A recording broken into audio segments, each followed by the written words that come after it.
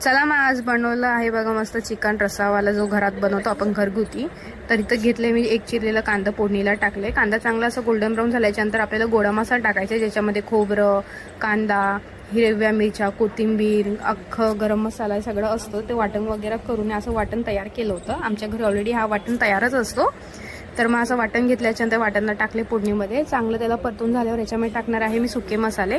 आणि सुके मसाले जसे की हळद, लाल तिखट, गरम मसाला, कोरिंडर पावडर, हे असं चिकन मसाला असं सगळं टाकून झाकून ठेवलं होतं त्याला तेल सुटेपर्यंत. आणि मस्त बघा मसाला असं शिजून आला आहे. तेल सुटलं म्हणजे ह्याचा अर्थ आहे की आपला मसाला शिजून आलेला आहे. तर आता शिजलेल्या मसाल्यामध्ये आपण ह्याच्यामध्ये टाकणार आहे मॅरिनेट केलेलं चिकन. म्हणजे चिकनला मी फक्त निंबू, अद्रक लसूणची पेस्ट आणि थोडीशी दही टाकून फक्त मॅरिनेट केलं होतं मी याला. आता ह्याला ह्याच्यामध्ये टाकलं आहे आणि ह्याला एक जीव करून मसाला एक उकडी येईपर्यंत शिजायला ठेवणार आहे झाकण लावून. आणि हो, चिकनच्या पायी आम्ही खातो, खूप चांगलं टेस्टी लागतं. मला तर खूपच आवडतं पर्सनली.